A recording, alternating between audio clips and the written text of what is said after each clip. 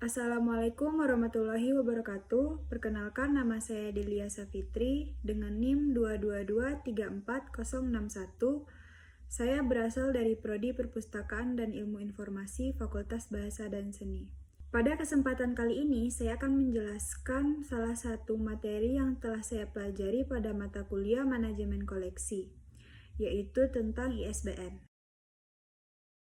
Yang pertama, pengertian ISBN. International Standard Book Number atau ISBN merupakan suatu pengkodean untuk mengidentifikasi buku yang bersifat unik. Sistem ISBN diciptakan di Britania Raya pada tahun 1966 oleh seorang pedagang buku dan alat-alat tulis W.H. Smith. Mula-mulanya ISBN disebut SBN atau Standard Book Numbering, digunakan hingga tahun 1974. Sistem ini diadopsi sebagai standar internasional ISO 2108 tahun 1970. ISBN diperuntukkan bagi penerbit buku. Nomor ISBN tidak bisa lagi dipergunakan secara sembarangan. Diatur oleh sebuah lembaga internasional yang berkedudukan di Berlin, Jerman. Untuk memperolehnya, kita dapat menghubungi perwakilan lembaga ISBN. Perwakilan lembaga internasional ISBN di Indonesia adalah Perpustakaan Nasional. Yang kedua yaitu tujuan pemberian ISBN. Tujuan pemberian ISBN adalah untuk memberikan identifikasi terhadap satu judul atau edisi terbitan dari suatu penerbit, dan hasil pemberian tersebut sekaligus untuk memperlancar arus distribusi buku, sehingga pemesanan buku dapat dilakukan berdasarkan ISBN dari buku yang bersangkutan. Keuntungan dari cara ini adalah dapat mencegah terjadinya kekeliruan dalam pemesanan buku yang dikehendaki. Yang ketiga yaitu fungsi pemberian ISBN.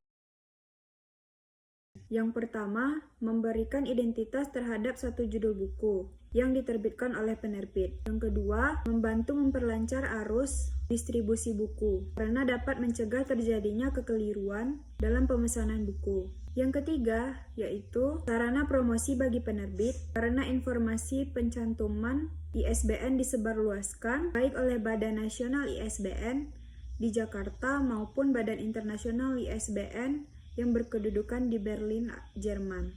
ISBN bersifat khusus untuk satu judul buku saja. Buku berjudul lain akan ber-ISBN yang lain juga. ISBN itu sendiri adalah nomor kas yang terdiri atas 10 angka. Biasanya dicantumkan pada sampul belakang buku atau di balik halaman judul. Penempatan ISBN seperti ini memudahkan orang yang akan memerlukannya.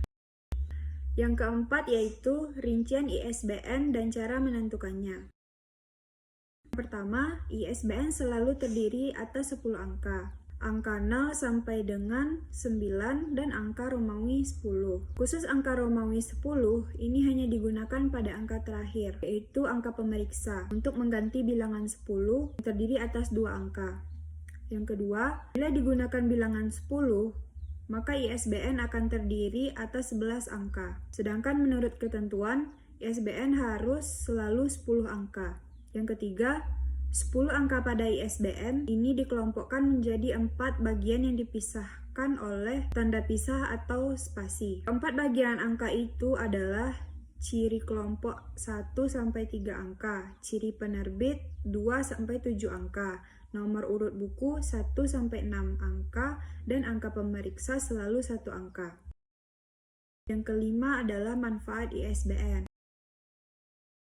Manfaat ISBN pada dasarnya adalah memberikan identitas terhadap suatu terbitan buku, membantu memperlancar arus distribusi buku, dan sebagai sarana promosi bagi penerbit karena informasi ISBN disebarluaskan baik secara nasional maupun internasional. Secara nasional, Bibliografi Nasional Indonesia atau BNI dan terbitan katalog dalam terbitan KDT serta section list akan membantu menyebarluaskan terbitan-terbitan yang ber-ISBN. Begitu juga publisher, International ISBN Directory atau PIID, turut menyebarluaskan secara internasional.